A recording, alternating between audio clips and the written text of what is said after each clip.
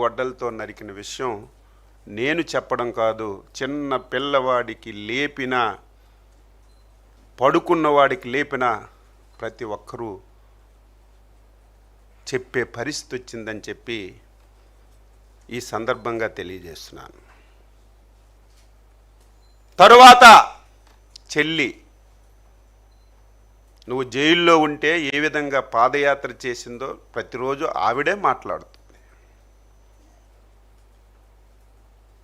ఏ విధంగా నీ గురించి, నీ పార్టీ గురించి కష్టపడిందో ఆవిడే చెప్తుంది. తండ్రి ఇవ్వవలసినటువంటి ఆస్తి కూడా ఇవ్వకుండా ఇంటిలో బయటికి పంపించిన విషయం కూడా రాష్ట్ర ప్రజలు ఒకసారి తెలుసుకోవాలి. ఎవరమైనా సరే, ఎవరి మీద వ్యతిరేకం ఉన్నా తల్లిని, తండ్రిని, చెల్లిని, కుటుంబాన్ని గౌరవిస్తారు. కానీ ఒక వ్యక్తి తన స్వార్థం గురించి, పదవి గురించి ఎవరిని దృష్టిలో పెట్టకుండా ఏ విధంగా వ్యవహరిస్తున్నాడో విఘ్నులైనటువంటి ప్రజలు తెలుసుకోవలసినటువంటి అవసరం ఉంది.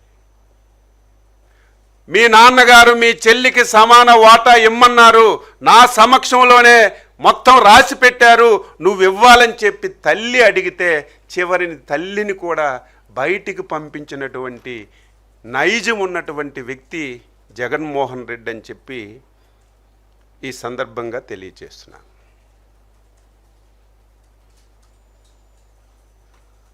నీ మీద ఇన్ని అబండాలు వస్తే ఒక్క రోజైనా నువ్వు మాట్లాడావా? ఒక్కదానికైనా ఆన్సర్ చేసావా?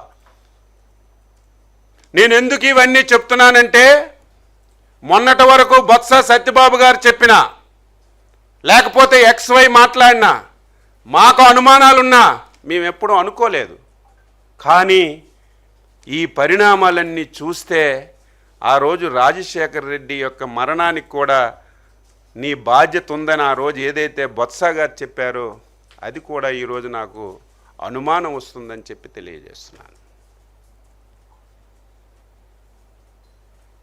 ఒక సైకోకి పదవి వేగం వస్తే ఏ విధంగా ప్రవర్తిస్తాడో ది బెస్ట్ ఎగ్జాంపుల్. ఆయనకు కావలసింది పదవే. రాష్ట్రం ఎలాగున్నా పర్వాలేదు, ప్రజలు ఎలాగున్నా పర్వాలేదు, కుటుంబం విడిపోయినా పర్వాలేదు, ఆత్మీయులకి అంతమంచినా పర్వాలేదు, కావలసింది పదవి, పదవి, పదవి తప్ప ఇంకొకటి లేదు అని చెప్పి తెలియజేస్తున్నాను.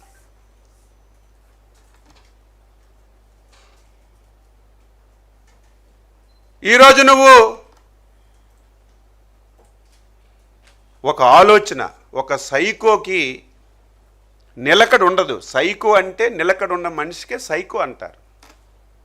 ఏ నిమిషానికి ఎలాగుంటాడు, ఏ నిమిషానికి ఏం మాట్లాడతాడు, ఏ విధానిగా ప్రవర్తిస్తాడో ఎవరికీ తెలియదు, ఆయనకే సైకో అంటారు. నేను అడుగుతున్నాను, నీకు అసలు నిలకడ ఉందా? ముఖ్యమంత్రి పదవి ఇవ్వలేదని కాంగ్రెస్ మీద నువ్వే కదా పోరాటం చేశావు.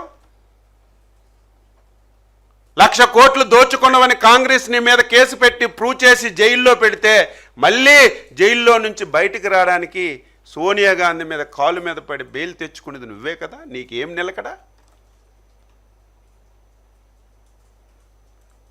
2014లో ఆంధ్రప్రదేశ్ రాష్ట్రం విడిపోయింది. ఈ రాష్ట్రానికి రాజధాని లేదు. రాజధాని గురించి శాసనసభలో 16 గంటలు చర్చ జరిగితే మీరేదైతే గుంటూరు, విజయవాడ మధ్యన అమరావతి రాజధానిని పెట్టారో దానికి మనస, వాచ, కర్మాన నేను అంగీకరిస్తున్నాను, నాకు సమ్మతం చెప్పినటువంటి నువ్వు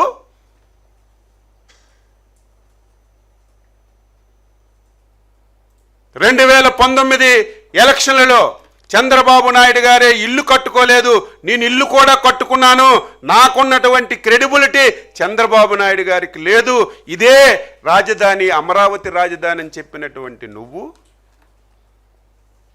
ఎన్నికలైన తర్వాత అధికారంలోకి వచ్చావు. వెంటనే అమరావతి రాజధాని పక్కన పడేసి 3 రాజధానులని చెప్పి పెట్టావు. నేను మళ్ళీ చెప్తున్నాను, నీ కుటుంబం, నీ నైజం ప్రాంతాల మధ్యన తగువ పెట్టడం, కులాల మధ్య తగువ పెట్టడం, ఆంధ్రప్రదేశ్లో ప్రజలు ఆనందంగా ఉండడం నీకు ఇష్టం లేక 3 రాజధానులు అని చెప్పి 3 ప్రాంతాల మధ్య తగువ పెట్టావు. 3 ప్రాంతాల్లో నీ మాట నమ్మక సైకో రోజుకొక విధం మాట్లాడుతుంటాడు.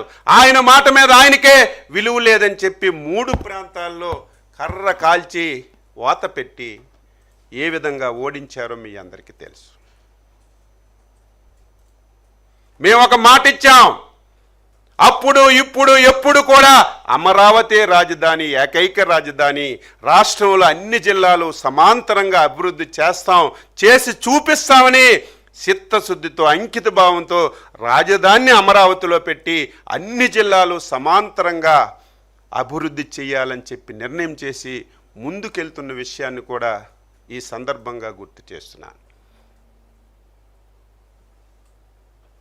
దీనికి కూడా ఒక చట్టబద్ధత తేవాలని, ఇలాంటి సైకోలు ఎప్పుడో ఒకసారి వస్తారు, మళ్ళీ ఏదైనా చేస్తారు. మొన్న శాసనసభలో చెప్పినట్టుగా ఒక సైకో ఉంటే నిన్నేనే కొడతాడు, లేనప్పుడు నన్నే నాకు కొట్టుకుంటాడు. ఇటువంటి వ్యక్తులు వస్తారు. ఇదేదో ఆషామాష ఇష్యూ కాదు. 34,000 ఎకరాలు, 29,000 మంది ఒక్క పైసా పెట్టుబడి లేకుండా ఉదారంగా మన రాష్ట్రానికి రాజధాని లేదు, రాజధాని ఉండాలని ఎంతమంది ఎన్ని రెచ్చగొట్టినా మన రాష్ట్రం మన రాజధాని అని ఉదారంగా భూములు ఇచ్చినటువంటి రైతులు మళ్ళీ పోరాటం చేయకూడదు, శాశ్వతంగా ఈ రాష్ట్రానికి ఒక రాజధాని ఉండాలి, దాని ద్వారా రైతులు కూడా లబ్ధి పొందాలని చంద్రబాబు నాయుడు గారు చట్టబద్ధత తీసుకొచ్చిన విషయం కూడా ఈ సందర్భంగా తెలియజేస్తున్నా. ఏ విధంగా లోక్సభలో రాజ్యసభలో చర్చలు జరిగాయో తెలుసు. స్వాతంత్ర భారతదేశంలో ఎన్నో ప్రధానమైన అంశాల మీద పార్లమెంట్లో డిస్కషన్స్ వచ్చాయి, రాజ్యసభలో డిస్కషన్స్ వచ్చాయి. సగం పార్టీలు అనుకూలించాయి, సగం పార్టీలు వ్యతిరేకించాయి. ఫస్ట్ టైం కాశ్మీర్ నుంచి కన్యాకుమారి వరకు అన్ని పార్టీలు అమరావతికి మద్దతు తెలిపి ఏకైక రాజధాని అమరావతిని చట్టం చేసిన విషయం తెలుసు. ఒకే ఒక్క పార్టీ, దుర్మార్గమైనటువంటి పార్టీ, సైకో పార్టీ వ్యతిరేకించింది. అది మనందరం కూడా మాట్లాడుతున్నాం. ఇది ఆంధ్రప్రదేశ్లో ఎన్డీఏ పార్టీలకి చంద్రబాబు నాయుడు గారికి మంచి పేరు వస్తుంది. దీన్ని ఏ విధంగా డైవర్ట్ చేయాలి, దీన్ని ఏ విధంగా ప్రజల యొక్క మనసులు మార్చాలని చెప్పి కొత్తగా మావిగన్ అని చెప్పి ఒక పేరు తీసుకొచ్చాడు. ముందు ప్రాంతాల మధ్య తగువు, ఇప్పుడు 3 జిల్లాల మధ్యన తగువు పెట్టాడు. సైకో కాకపోతే ఏంటి? మావిగన్ అంటే ప్రతి ఒక్కరూ నిన్ను జోకర్లాగా చూస్తున్నాడు. ఇదేదో ప్రజలు రాజకీయ పార్టీలు కాదు, నీ పార్టీలో నీ చుట్టూ తిరిగిన వాళ్ళు కూడా జోకర్లాగా చూసి ఏంటి పిచ్చెక్కిందా, ఆంధ్రప్రదేశ్ ప్రజలు కర్ర కాచి వాత పెట్టి 11 సీట్లకు దించినా ఈయనలో మార్పు లేదు, ఏం చేయాలని నీ పార్టీలో ఉన్న వాళ్ళే నిన్ను ఎగతాళిగా మాట్లాడుతుంటే కనీసం సిగ్గు లేకుండా దాన్ని నువ్వు మళ్ళీ ప్రజల్లోకి తీసుకెళ్ళి ఒక అయోమయాన్ని క్రియేట్ చేస్తున్నావు.